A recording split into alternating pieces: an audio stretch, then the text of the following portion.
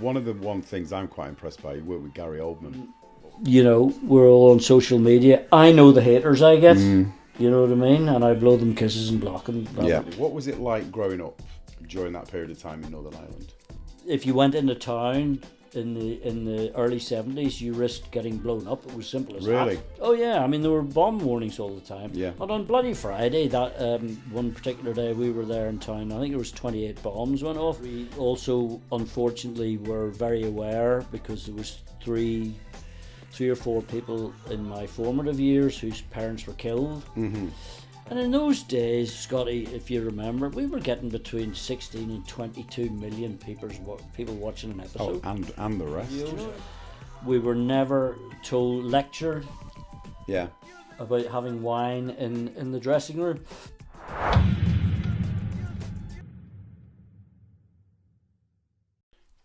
Charlie. Scotty. How are you? I'm all right, son. Good to see you. Really good to see you. So let's take it back from the beginning. 17th of September, 1959, born in Enniskillen in Northern Ireland.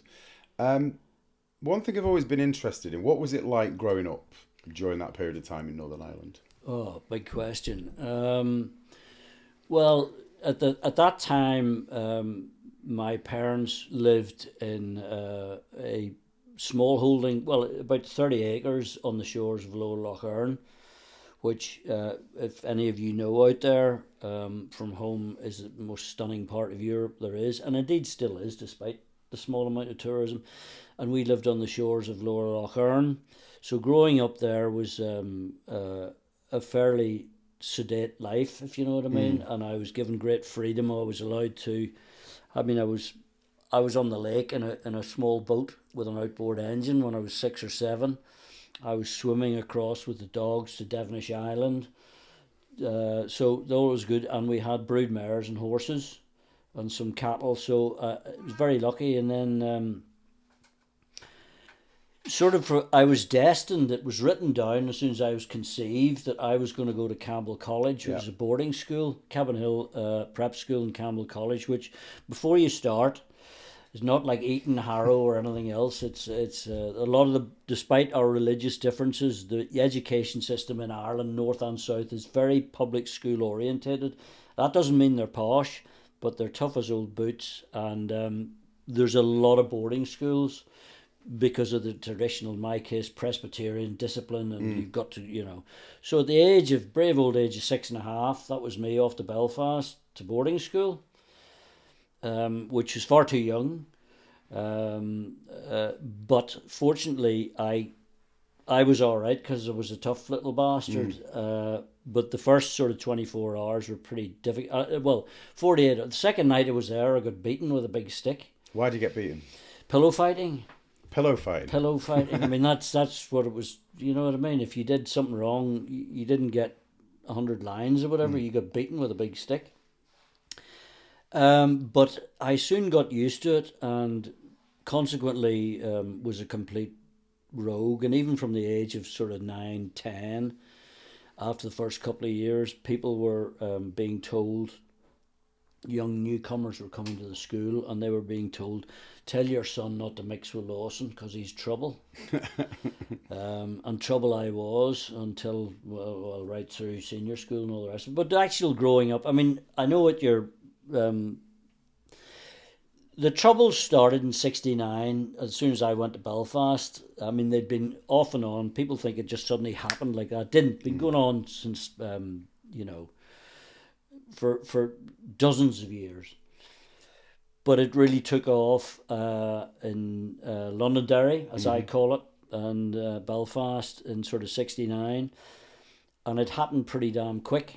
So we had... if for those of you out there who remember, during the Second World War, there was like not gaffer tape, but like the paper tape over all the windows to stop glass fragmenting and all. So we grew up with all this. So we used to have fire drills every once a week, anytime, day or night. I remember the Silent Valley was blown up, the reservoir, and the power went out in Northern Ireland for literally weeks, which... you can imagine at a boarding school for young naughty boys was absolute heaven in the winter. Yeah. Because you could do anything, you know what I mean? And we did. we also unfortunately were very aware, because there was three or four people in my formative years whose parents were killed. So it was it was an education, put it that way. Yeah. That's for damn But sure. it wasn't overly disruptive on your existence. No, I mean, people of Northern Ireland are pretty damn stoical, and they just got on with it. You know, things were. I mean, I was. It's in the book, Scotty. I don't know what age I was, 11 or 12 or something, and I came out of Braddle's fishing tackle shop, and the British Home Stores blew up. You know, if you went into town in the early 70s, you risked getting blown up. It was simple as Really? that. Oh yeah, I mean, there were bomb warnings all the time. Yeah. And on Bloody Friday, that one particular day we were there in town, I think there was 28 bombs went off. I mean, you couldn't go anywhere. You were all over the frigging place. You know, we went here, bang, the police went that way. We grew up pretty damn quick, you know. Yeah. What was the first inkling that you wanted to be an actor and get into the profession? Well, basically what happened was, because I was in so much trouble, I was made to join at a very young age, probably about 10 or 11. I was nearly chucked out, but they for smoking. But Well, you were smoking that early? Yeah. Doors, yeah. But so was everybody else, for God's sake. It wasn't Yeah. just me. But I was very good at sport. But I was in trouble all the time. And one of the conditions that my dad was told was that I had to join every friggin' society in the school. You know what I mean? And this was a prep school, one of which was the Dramatic Society. And I found out pretty quickly that I was, before then even, that I was a natural mimic. Yeah. And which used to get me into endless trouble for obvious reasons. But I don't know, Scotty. I can't even remember the name of the play or whatever. But I ended up being rather good. But I never gave it any thought. I mean, it wasn't until I was Jesus, we jumped forward here a bit, but I guess you know, when I was about 18, 19, I'd left school. I was getting into trouble in Scotland with various associations with paramilitaries of a loyalist persuasion. And I wanted then to, and I'd been connected to, as I say, you can read it in detail in the book, but with two members of the UDA who were sentenced to 13 years for conspiracy. And when I say I was in on it, you can read into that whatever you like. But I was questioned by Special Branch for endless hours and all the rest of it. In the meantime, I decided that the best course of action would be to join up. My father and 5 of his relatives, or my relatives, had fought in the Second World War. And so I thought I'd become a Royal Marine. But then when I made inquiries, because of my associations with various people, that was never going to happen. And then I remember talking to an old teacher of mine saying that I thought, well, if I couldn't do that, I could surely join the Merchant Navy, which is now called the Royal Naval Auxiliary. In those days, it was the Merchant Navy, but so I thought I could do that and see the world. And this teacher said, no, you got to become an actor. And I said, what? He said, Charlie, you can do this. You can become an actor. So he sent me the train fare to... I sent in all the applications, got the forms for all the drama schools, and like the top 5. Applied and was granted an audition for them. I went down and got into... I can't remember whether it was Central, RADA and Guildhall. But I got into... Yeah. But I was offered 2 others as well. But the Guildhall audition was over a period of 3 days. Yeah. Which I loved. Like Webber Douglas, he went in there, he got 10 minutes in front of Adrian Noble, the now respected director of the Royal Shakespeare Company, and that was it. Yeah. Whereas Guildhall, you did a whole day, then you got a recall for a whole day. Yeah. I went through that process myself, Charlie. I auditioned one year. I didn't Yeah. get in. I auditioned RADA Central Oxford, and then the next year, I got offered RADA and Oxford. But Brilliant. then I also that week got offered Coronation Street, so that was a mistake. No, I mean, honest to God, Scotty, you can either do it or you can't. Yeah, I mean, what drama school does, good drama schools, you've mentioned Central and Guildhall and RAD or whatever, what they do for me certainly was they changed my life into a better human being. yeah. I mean, I had, Teaches you discipline. you can either act or you can't. Correct. You can't learn it. Yeah, no. I mean, I'd never met a black person till Yeah. I went to drama school. Never Yeah. mind a Catholic. I mean, Eddie Dunbar was the first Catholic I ever met. Yeah, because of course you went there with Adrian Dunbar. Yeah, didn't you? so I mean, I'd come from that background in Northern Ireland. So what Guildhall did for me was just make me a better human being and therefore a better actor. Yeah. I mean, I never learned how to, project, darling, No, and all that stuff. And what's the point of putting Charlie Lawson in a fucking mime suit? Or trying to teach me how to dance? It's not going to happen. That's actually, in a weird way, what put me off in some regards, going to drama school, because of all the other things that go with it. The miming. I think it's probably changed these days. And I would hope so. And I think there's more of a slant towards film, but they never taught any of that back in No, the day, there wasn't did they? anything like that. I mean, but honestly, we had mime classes, dance class. I remember we had Pan's People, 2 girls from Pan's People. Some of you may remember Pan's People, but Cherry Gillespie and the other one who married famous actor, I can't remember his name, who played you know what I mean, black curly hair. Not Roger. You know exactly. No, Jesus of Nazareth. Yeah. Robert Powell. Robert Powell married the Powell, gorgeous girl. who we are going to interview soon. Brilliant. Yeah. Well, anyway, you can tell him from me, Roger. And they came in and I was in DMs, for God's sake. I wasn't wearing a leotard for anyone, and they tried to make me dance and it never worked. Did you enjoy the whole process? I enjoyed Guildhall immensely. The crack was mighty. And, I met Dunbar and Morrissey and all that lot, and we became friends for life. That's right, yeah. And we've played hard. Yeah. You know what I mean? We all in the profession have played hard, haven't we? What was your first professional job? The first job I ever got paid for was Bruce Forsyth's Generation Game. What did you do on that? Well, there used to be a sketch at the end of the show, and then done by a professional company, and I was in Onfallow Street Theatre Company, which was the resident street theatre company of London, and I was in my first year at drama school, and they'd seen us on the streets of London, and we did a sketch, and for Bruce's contestants at the end of the show. And then the contestants join in. We judged them. And that was the first job I ever got paid for. And it helped for me to get my equity card in the first year, which in those days you needed. You needed your equity card, yeah, of course.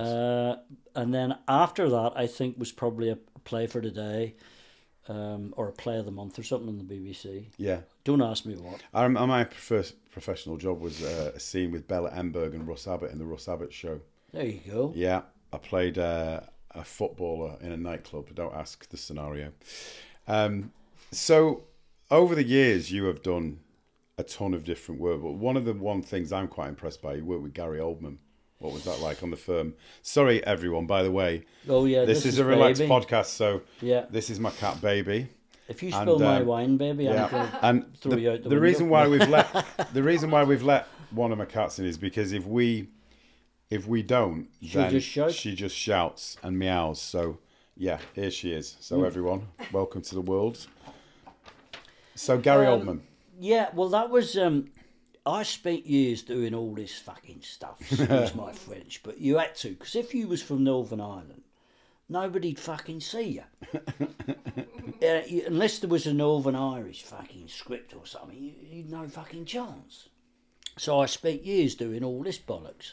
Going to White City, going to the BBC, going to ITV, doing all this Scottish television, bullshitting my way in.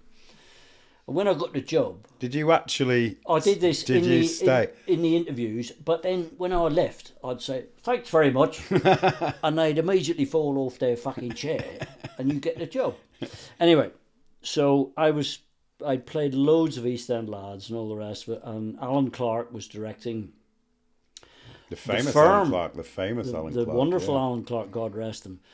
He was directing a new production called The Firm movie, and I was asked to audition, so I turned up doing all these fucking bollocks, and read well. Fortunately, a good sight reader, and as I got up to go, shook hands with Alan. I said, "Cheers, Alan. Good man. Thanks for seeing me." And he went, "Fucking sit down." And I sat down with Al Hunter, the writer, and they were genuinely impressed, and they offered me a part there. He said, "We don't know what it is, but you're going to be in the movie." Brilliant. It's a good movie as well. Yeah. It's a legend now.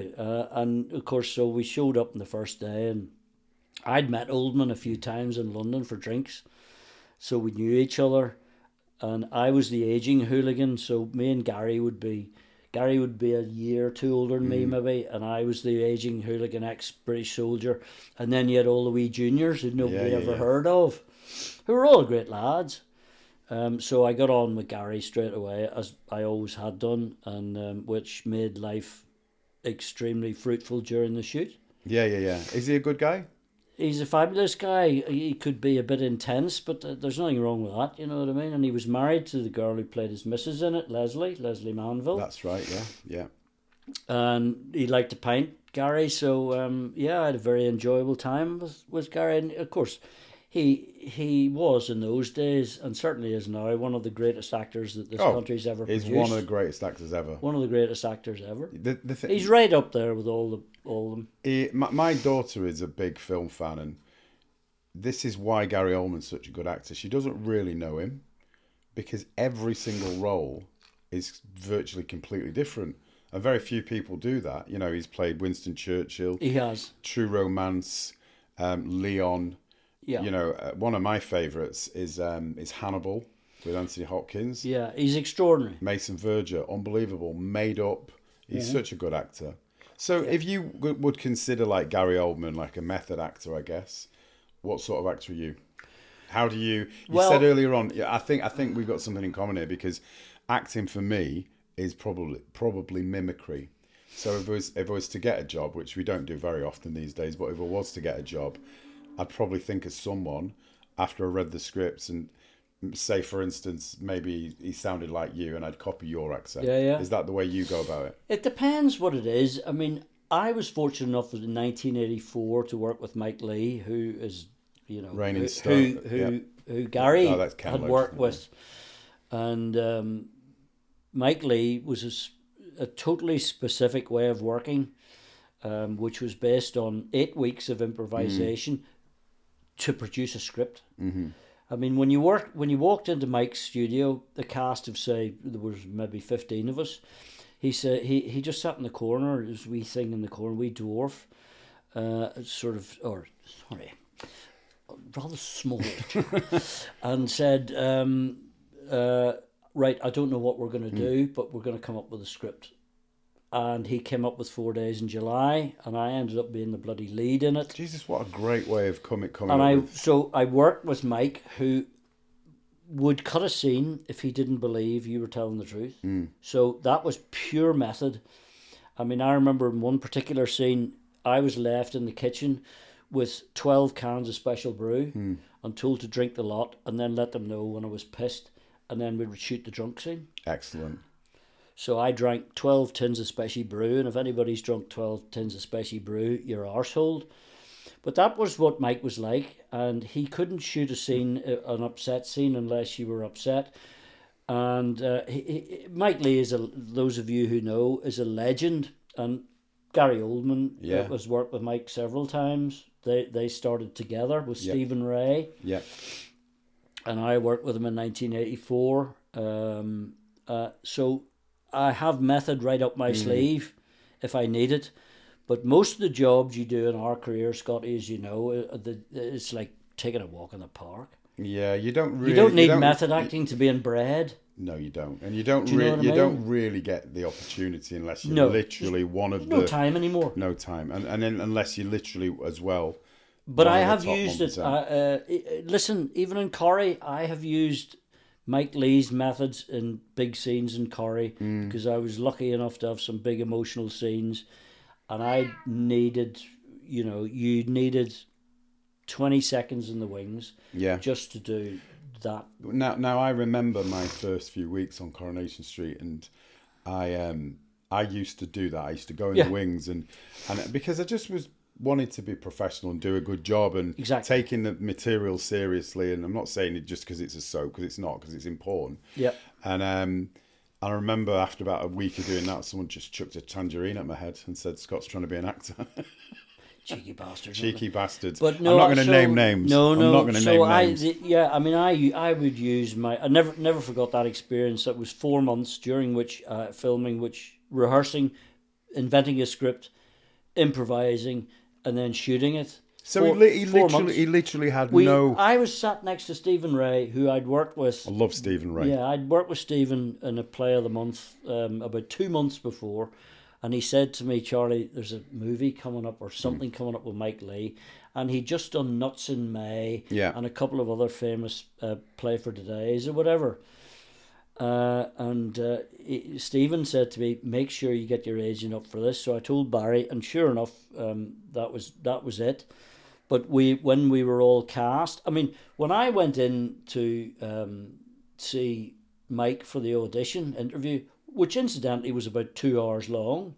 Really? We were in a massive rehearsal room in White City, and he said to me,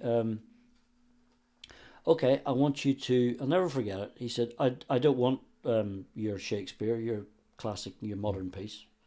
I want you to make one up right now. Action. Wow, how was that? Well, I had a split second to think, and so I started fucking going on about the bomb. Oh, great. I know where you'll have. And it just went... I know where you'll have. All that carry on. Because Stephen had told me this was obviously going to be a project about Northern Ireland. You know what I mean? I wasn't guessing. Anyway, got the part. But so I learned. Anyway, long story short, I learned that method from Mike, and it stayed with me. Yeah. And he was married to Alison Steadman, who's one of the funniest actresses ever. She's you wouldn't put those two together at all. Not at all. She just raced to fame with Abigail's Party. Mm-hmm. Which is a famous, if those of you who are my age will know, a famous play for today, which is still hysterical. Yeah. Do you think that grounding put you in good stead for eventually Coronation Street, say, which is, as we both know, is very quick. You've got to think on your feet. You get minimum amount of rehearsal. You've got to go for it. Well, when I went there first, I mean, we were doing 2 episodes. And you could rehearse as long as you want. Was it only 2 episodes? It was 2 episodes. It was around about the start of the 90s, wasn't it? Yeah, I went in 89. It was 2 eps. Then it went to 3 pretty damn quickly, which we thought, holy fuck, that's a lot. Was it 89 you started? I started in 89. Just let's backtrack a second, because I was offered it in 87 and I said no. Well, good work, because you might not have been still in it. Well, because we were, but I've said the reason why I said no was because I was in America with the English Shakespeare Company, and we were so far up our rear ends. A soap. Do you know what I mean? It was just like that, and I was surrounded by John Woodvine, Pennington, and all this lot. And I would say, I've just been offered this Coronation Street, and they go, "Oh God." John Woodvine, who I love, is he still alive? I think he passed a few years ago. He was in American Wealth in London. He's the doctor. Was. I loved him. I was very po-faced about it, and so they came again for me in 89, and I was offered on the same day, I think, or the next day, I was offered a full-time job in the Bill as well. Oh, really? So you're on a roll. Well, I'd done 2 eps of the Bill, because in those days, by way of an audition, they wrote a bloody episode for you. Yeah. And they wrote an episode for me as an ex-RUC undercover officer in Wimbledon. And so I did that, and then they said, right, we want you as a regular. So I was offered that, and then next day, or vice versa, I was offered a full-time job in Corrie. What was your... I mean, we've all got a story about Corrie, and for me, it was... I'd done bits and pieces, not as much as you had. I'd not been to drama school, and I just got this job. And my first day, I walked in, and you've got Eileen Derbyshire there in costume, and Bill's there, and, you know... Yeah. Barbara Knox, and she's got her wig on and costume on and everything and looking fabulous. And it's very intimidating at first, isn't it? How did you feel it? You came into it with a family, though. So you... Yeah, but the thing was, because I was so po-faced about the whole thing, I'd never watched a soap in my life. You know, I would... so you had no... No, I mean, I'd watched... I grew up watching from probably Corrie 1979 when I could first remember anything to watching it. So for me... No, I'd never watched it. Oh, it was very surreal. I don't think I'd ever been on Coronation Street before. I'd never been on a set before like that. So no, it was very weird because when they asked, I went up to Manchester and they paid for me to stay in the Midland and went to see them, James Bay and God rest his soul, and Mervyn Watson, who was the producer then. And I walked into the office, I sat down and they offered me a part. I never even read a thing. They said, we want you, Charlie, for a new family, 2-year contract. They don't give them out anymore. No, so it was, you know, I knew who Julie Goodyear was because everybody got the news of the world, you know what I mean? But I had no idea about anything else at all. And then I had to cast Liz McDonald and the 2 boys. So this poor wee girl came up, all these girls came up, and they had to read with me. And then they went out, and I had to decide who the best one was. So I was going to say you had a part in that process. I know, but I refused. I said, you tell me, and I'll tell you whether I agree or not. I said, those are bloody actresses. Yeah. I said, I'm not used to sitting this side of the table. Anyway, to be brutally honest with you, which you know I am, Scotty, I mean, there was 2 gorgeous birds. And I was plugging for them, you know what I mean? Bev's gorgeous too. Yeah, Bev was lovely. But she was perfect. Yeah. Absolutely perfect. She was perfect, and we hit it off immediately. She read brilliantly. So they said, we can't do this, Charlie. And I said, well, there's only one person who's come into the room who's right for it, and that's Beverly. And they went, oh, thank fuck for that. So that was it, done deal. And but thank the Lord, Bev knew the Corrie backwards, because our first day we arranged to meet downstairs and go up in the lift together. And we went in, and I hadn't got a clue, and we were met by this wall of silence because everybody knew that we were on a 2-year contract, which was unheard of. They were really pissed off, And they were really pissed off. Yeah. But Johnny Briggs and Julie Goodyear were very kind to us those first few days, but I hadn't a clue who they were. So Beverly was forever dragging me into a corner saying, that's Betty Clive. Yeah. I just didn't know. And they were all, once they got used to us, they were fine. We were in it as well, me, the tail end, but we were in it when all the legends were there. Do you know what I mean? Betty Driver Betty Driver and Liz Dawn and Julie and Bill Tarmy, and they'd been around, and in those days, Scotty, if you remember, we were getting between 16 and 22 million people watching an episode. Oh, and the rest. Do you know what I mean? Yeah. Because there was only 3 channels when I started, then Channel 4 arrived, and then eventually there was 5 channels. Well, there weren't any mobile phones. No, there wasn't. Johnny Briggs had one which was the size of that guitar. Did he have one of them? Yeah, he did he have one of them Nokia things? Like, Briggsy always had the first thing of anything, you know what I mean? Yeah. Something to do with being 5'2". Yeah. Briggsy was funny though, wasn't he? I loved him. Well, funny. Briggsy had been around the British film industry for 40 years before Corrie. Of course, yeah. I mean, he'd been in dozens of great British movies. He took us under his wing because he was a drinker. Yeah. And so I found myself very quickly at lunchtimes with Johnny Briggs and Lynn Perry, God rest her. Well, God rest them both. Lynn Perry was funny, wasn't she? Drinking at lunchtime.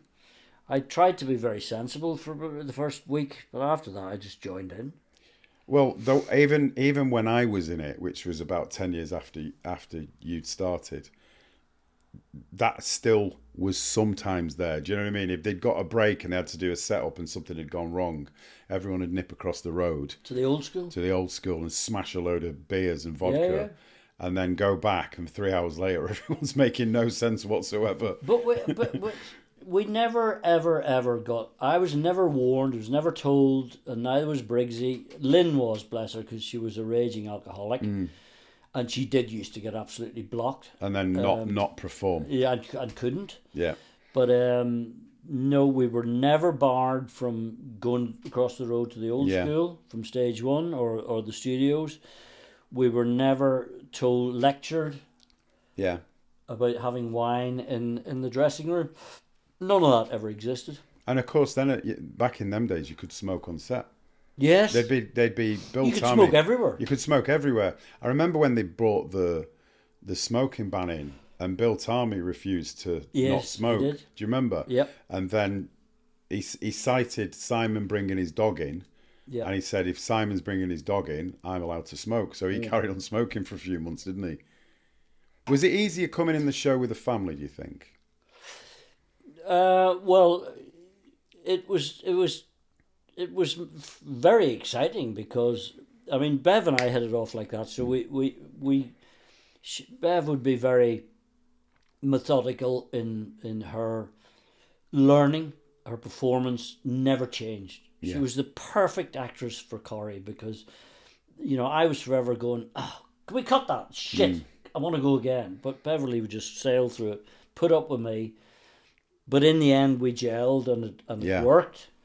But we worked totally differently. The boys hadn't a clue what they were doing. No, because they were 15, weren't they? Yeah, they did what they were told. Just to give everyone a bit of background, they got picked from school. So we they had picked them. Did you pick them? Yeah, Beverly and I had to audition them.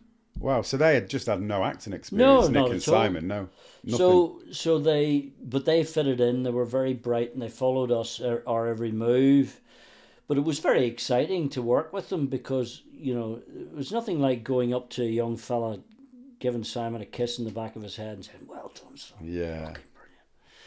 And they just took to it like a duck to water. Did you feel almost like fatherly? Yeah, you did, because they needed a bit of guidance and we were there to give it to them because, I mean, they had great courage and they embraced everything we told them. Yeah. So if we went up and said to them, right, just give it a bit more oomph, they would just do it.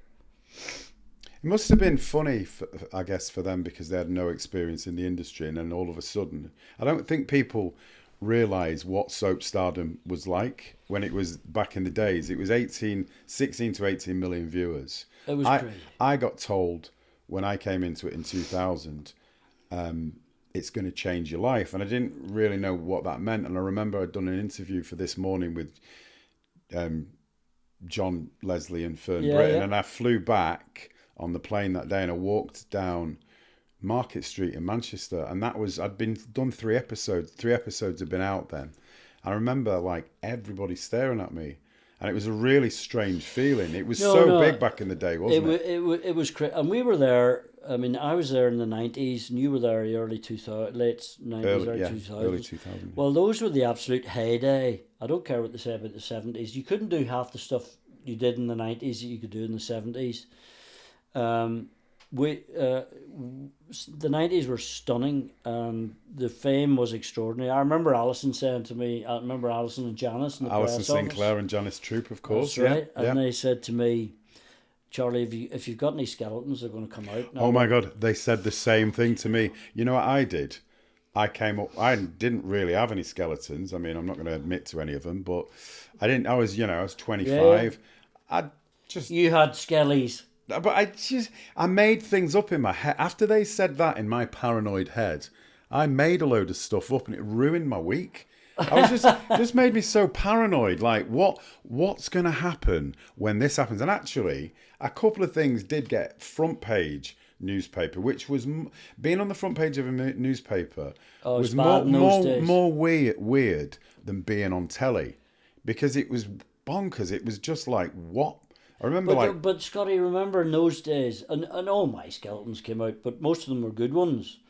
I mean, I had never, sex and drugs and rock and roll is better than being a serial philanderer with your wife. Yeah. Do you know what I mean? So all mine was sex and drugs and rock and roll and fighting. Yeah, so, yeah. And my agent, all the good stuff. My agent just used to say, "Oh, darling, marvellous. So good for your character." So you never thought anything about it. But we didn't have Levinson in those days. Yeah. Phone hacking had started. Well, we know So about if that, don't you we? remember being on the front page of the Sunday People or Yeah. wherever the hell it might have been, and you're thinking, "How in the name of Jesus? Sienna Miller's marriage is ruined, relationships ruined." But so people forget the power of the press in the 90s. It was huge. Gaynor, your daddy, he'll remember, for God's sake, you know what I mean? Yeah. You know, Gaynor, our director here, Father Willie Morgan, who you'll have seen on the podcast. Willie Morgan. You know, in those days, for Christ's sake, they were very, very powerful. But fortunately, everything that happened to me in the press was, in inverted commas, positive. Yeah. So if you were having a rumble in after hours in a boozer, or you were, you know, you got somebody photographed you having a line or something in a bog in a hotel, it wasn't the end of the world. You know what I mean? No, nothing is. Nothing really No. is. I remember that my first experience of that, and someone had done a few stories on me, and it was a couple of weekends in a row. So the first one was a shock, and then the second weekend I'm trying to explain myself to my parents. Yeah. Do you know what I mean? Well, that was always the difficulty, because your parents were like mine, were alive and kicking, and my father would occasionally say, "So, what's this I'm being told?" Well, one of them was recounting a story when my parents was away, and I tied a girl up at the time, a girlfriend with my dad's ties. So that went down really well in their bed. Scott Wright. Sorry about that. Yeah. Sorry about No, that. but you know what I mean? You do silly things like you have to tell your mummy and daddy what the hell that was all about. I know. But I mean, you know, look, it was the 90s, for God's sake. And as you say, there was millions watching us. So Millions. And I don't think people really appreciate that. I think... Well, what's Corrie now? I believe on Christmas Day last year, 2025, it got 1.9. Which now do you remember, like Alison and Janice from the press office? If we got 11 million, everyone would be panicking, saying we need to up the game. Yep, absolutely, and ratings were everything, because in those days advertising paid for ITV. Well, Coronation Street advertising. If you got 16 million viewers selling pedigree chum, and Mars bars and all the rest of it, that paid for the whole of bloody ITV. Near enough. Absolutely. So different days, but we were very lucky to have. I can count myself particularly lucky to have been there in the boom days of the 90s. And likewise, for quite a few years less than you, but I was definitely there when it was. Yeah, it was extraordinary phenomenon. And I remember when EastEnders started and all that sort of crack and Brookie, we used to start meeting people at dues, and they were in absolute awe of us. Yeah.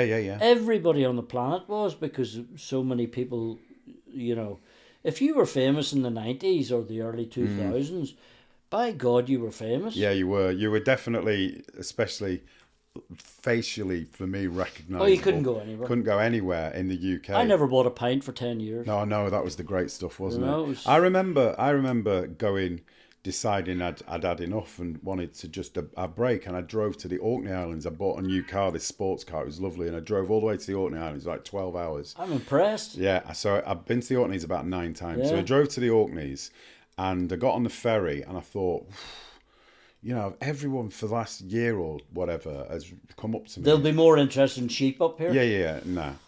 I remember getting on the ferry. The guy driving the ferrymaster, whatever they call him, recognised me, and he introduced me to the landlord of a pub, and they gave me free board and accommodation, free drinks, and the whole of the Orkneys came in and was my friend for a week. So I left the Orkneys feeling worse, more hungover than I was when I was in Manchester. But I mean, I remember the Launceston ferry. Yeah. Because I knew some of the lads on the docks, and I used to get the Launceston ferry, or vice versa, in the 90s. And blow me, but the skipper would make an announcement that Jim McDonald was on. Yeah, of course, of you know course. what I mean? It was, I went in and then you had to do, well, you didn't have selfies. You had to do your autographs. You just sign autographs. Now, I did panto with John Linehan, May McFetridge in Belfast, Grand Opera House in 2002. Wow. And I went in the local Wetherspoons then, and some girls invited me to the West Club on Falls Road. Oh, God love you. Yeah. So I wouldn't be invited there. You wouldn't be invited. So I didn't know what that was. So I went in, and they'd phoned ahead, and they played the Coronation Street theme tune. When I walked in, as I was going through the caged area, Yeah. where they used to lock everyone in to stop any troubles and stuff. So yeah, it's such a big, powerful thing, isn't it? Who was your favourite? Who was your favourite person? Who was one of the best actors, do you think? I've got my favourites on there in terms of acting, for sure. Well, hand in hand, I think Sarah Lancashire and I were very, very, very close. Had circumstances been different, who knows? But we were very close friends. And Sarah delivered Raquel, and just turned out to be one of the greatest actresses this country has produced. Peter Armitage, who played Bill Webster, was a very good friend of mine. He passed away a few years ago, didn't he? Yes, he did. I got on with everybody, really, and but an awful lot of them had their own lives. William played cricket for me, William Roach. Because in those days, when we had 2 episodes and 3 episodes, we had a cricket team, Corrie cricket team. I used to be on it. That's where I think the first time we met, and you was like, Scotty! Get the fucking ball! But I mean, we had time in those days to enjoy our stardom, if you like. But yeah, I mean, Eva Pope, who played Tanya, we've remained very, very, very close friends. Simon, of course, I love thank you again. You're getting a little top up there. Thank you, darling. Oh, splendid. Simon and I are extremely close. And always have been. And I have great respect for him. And I was watching something the other day where there was a scene where on Classic Corrie where Jim McDonald. Are you still on that now? Yeah, he's just come back from wherever, and Beverly or Liz McDonald is about to marry Vernon. And they get very close, and then Jim beats the crap out of Vernon. Yeah, I remember. And Simon comes out as Steve. And this is what he's like. Simon, won't mind me saying this, but on that particular occasion took the easy way out. Well, he was going to take the easy way out and just get upset and shout at his dad. And I said, Simon, grab me, throw me up against the wall, and tell me to get out. He said, I said, it'll work. He said, no. I said, fucking do it, son. He did. Brilliant. Yeah. Would you ever do a reality show? No. What are your reasons for not doing it? I know, actually. Yeah, I mean, I suppose the obvious one is the jungle. Well, no, the first thing is I don't consider myself to be a celebrity. I think that word You're an actor, yeah. And that may sound po-faced, but it's what I believe. I may have been a bit of a celebrity in the 90s, but I certainly not now. I consider myself an actor and would defend that to the hilt. I also am a shy man. I don't want to take my kit off in the middle of a jungle. Yeah, I mean, I would. But I know, but then you're you, darling. But primarily, I don't want to become a celebrity. No, neither do I. Most people know me as Charlie Lawson. Oh, he's fucking, I don't mind that if they don't like me. Yeah. But I tend not to swing towards celebrity anyway. Don't get me wrong. If somebody invites me to the talk of the town, well, that's long gone. But you know what I mean? If somebody invites me to a gig because I'm famous, then that's fine. Yeah. I'll sign anything you want and get pictures and selfies and what have you. But they normally tend to be where you're looking after you're celebrating other people and you're there as a guest. Yeah. It's not about you. You're celebrating nurses, whoever it may be, whatever. But No, I don't. The celebrity is fine, very useful. It used to be extremely useful in the 90s. Personal appearances. PAs, first class flights. Them lovely PAs. I mean, 1,500 quid for turning up at a boozer. And getting drunk. Getting pissed. Yeah, getting pissed. Yeah. I miss them days sometimes. So do I. Yeah. But I mean, also, if you made the effort to go to the British Airways desk the day before with your tie on or whatever, and you went up and queued, went up the BA window and said, "Hi, how are you?" They all went, "Oh my God," you know what I mean? And you said, "Hi, girls, how are you?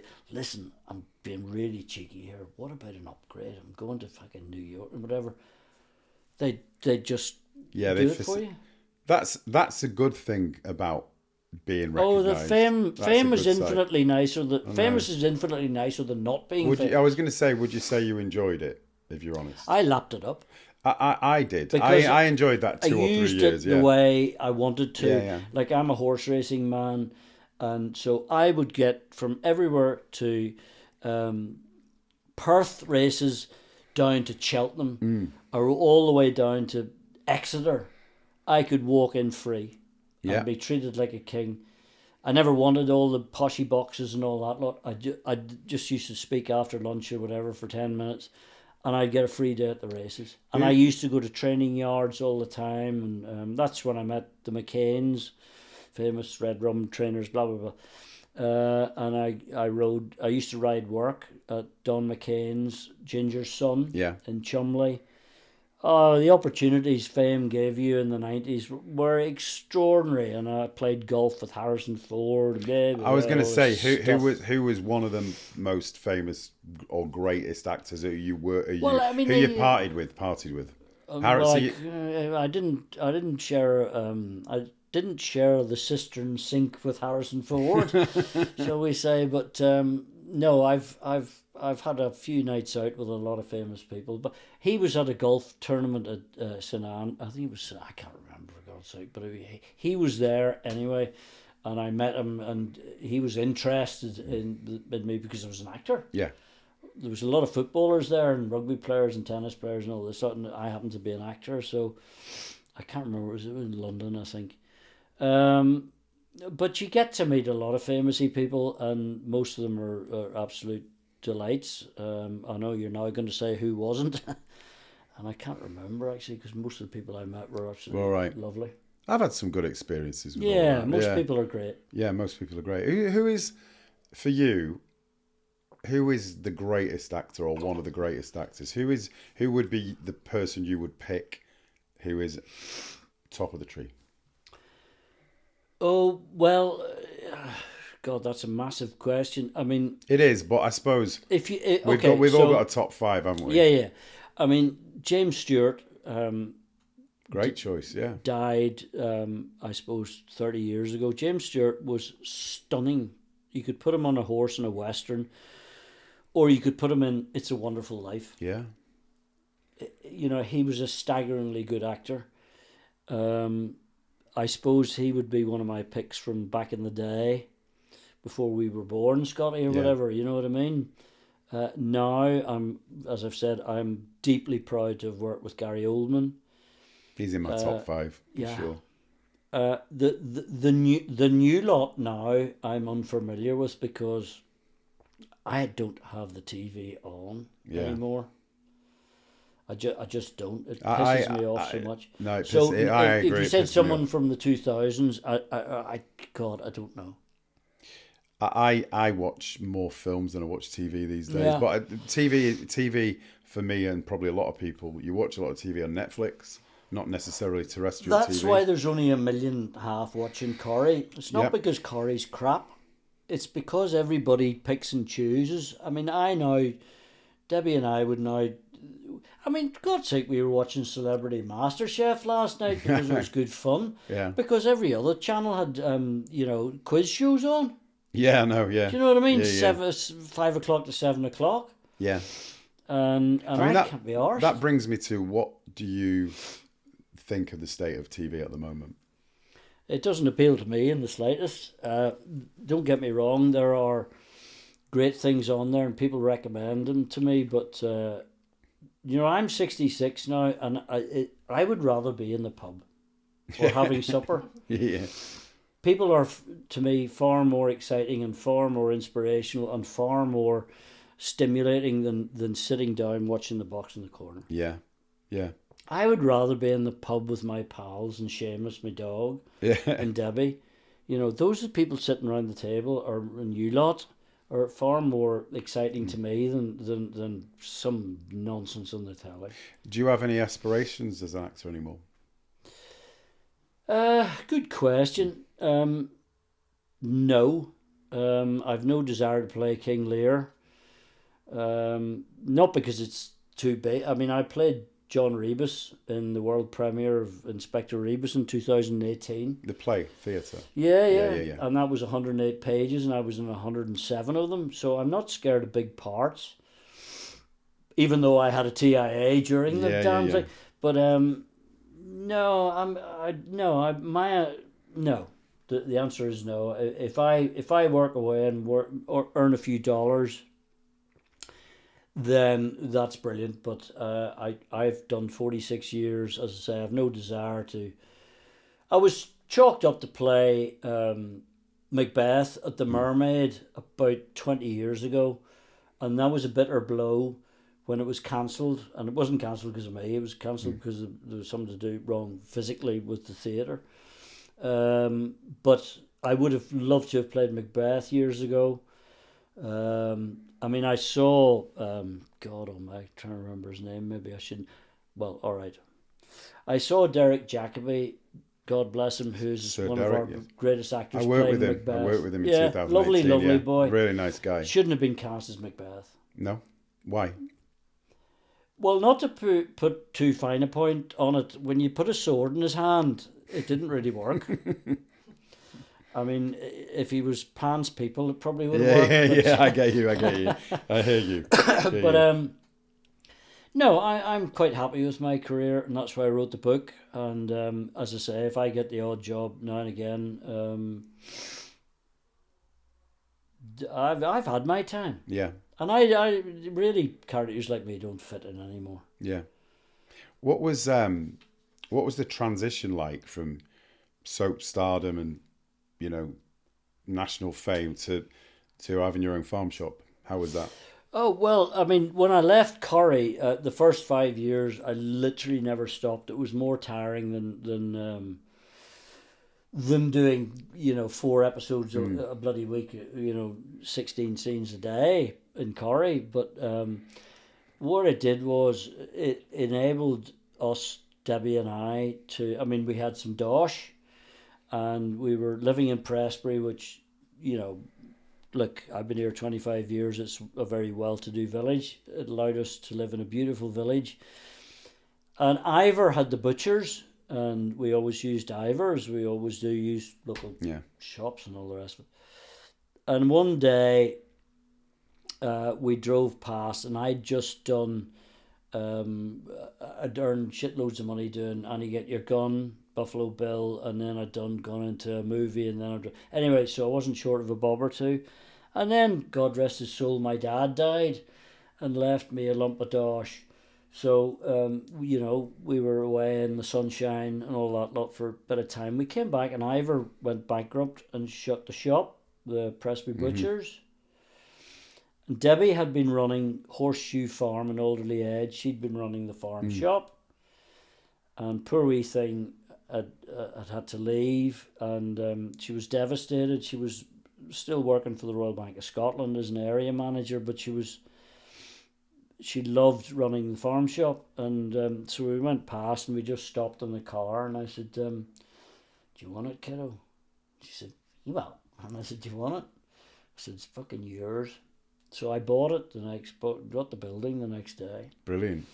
Because I was able to. I think it's really great, though, But then she just transformed that, not the village, that's an exaggeration, but all of a sudden Prestbury had Prestbury's farm shop, all local produce, from jam to bloody lamb, and everything in between. And, of course, she was the hostess with the mostess. I'm going to be writing a poem in a minute.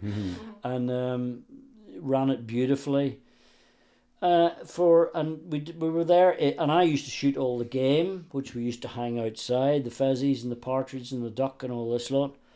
And we actually had a guy from the council who should remain nameless came up to us, and he was one of these Brussels men, and he said that's illegal. And I said, well, I'll tell you what, I'll get the Daily Mail on Sunday, which incidentally I wouldn't buy. It's not my paper, but I said, if I get the Daily Mail on this, you're going to lose big time. Yeah. So we hung all the game up. We used to skin deer in the shop, the back of the shop. We used to shoot our own venison, all that. So it worked brilliant. And then, do you know what happened? After 6 years, Aldi, and look, it happens to be the truth. So Aldi and Lidl opened up in Macclesfield and up the road and whatever, and Lidl opened up. And you could go in and buy a leg of lamb for half the price we could sell it. And Prestbury's full of extremely rich people, and they all know this, so don't get arsey about it. They'd rather spend £6 in a leg of lamb than 10. Now we had our own butcher. That's why they're rich, isn't it? You know what I mean? We'd go out and we had to butcher our own beasts. Yeah. And we just couldn't compete. And in the end, I had to carry Debbie out in her shield. She was broken-hearted. In fact, we moved out of the village for a year because she was so broken-hearted, but because she just got beat by the competition, which we couldn't compete with. I tell you what, in Oldley Edge, no toss given at all by our butchers over there. I remember going in the summer last year and getting 8 lamb chops, and it was like £50. I know.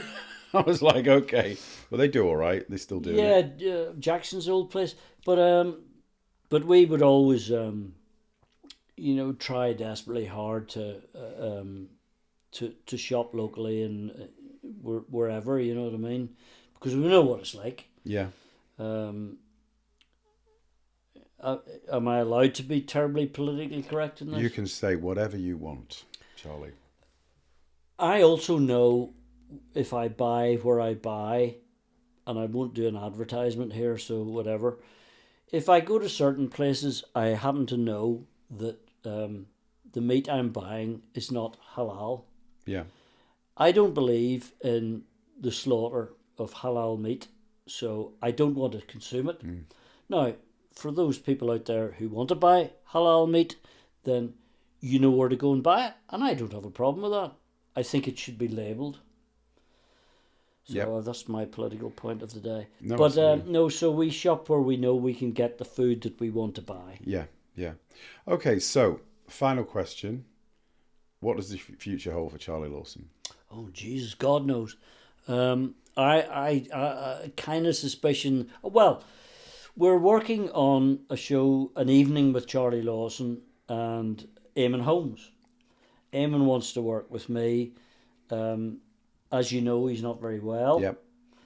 The hours he works are horrendous. He's still utterly brilliant. I suspect, we're going to work at that, An Evening with Charlie and Eamon. I think that'll go down really well. I think it would be a storm, because the great thing about it is, especially at home, I had a show, An Evening with Charlie Lawson, and I don't care how you reflect on this. Doing that in Scotland, particularly, and Northern Ireland, even more particularly, is difficult because we know the history of the province, 6 counties of Northern Ireland, 6 counties of Ulster, whatever you want to call it, folks. I'm on one side and somebody's on the other. You mentioned earlier on that you ended up in a club in the Falls Road. Yeah. Right, well, if I went to a club in the Falls Road, I suspect I wouldn't be allowed in. Even now? Oh, yeah. We're all on social media. I know the haters I get, you know what I mean? And I blow them kisses and block them. Blah, blah. So I don't have to explain full detail, but so Eamon and I will work on that, and hopefully that would come to fruition, because if you have a night with Eamon Holmes and I in a decent venue which is totally mixed and not whatever, you'll never get out. Yeah. Because you couldn't shut us both up. You both talk. You're and both then, great talkers. And then we'd start the Q&A. Yeah. So immediately that's what I'd love to do, is get that to fruition in the spring, early summer. aside from that, I just wish Debbie and I well, and Seamus, our big dog, and Scotty and Gaynor, you two, well, and continue to live and enjoy Prestbury and life. Brilliant. No better way. No. Charlie, thanks for coming on. Thank you, mate, for having pleasure. me. Thank you for As having always. me. Cheers, folks. All the best. Cheerio now.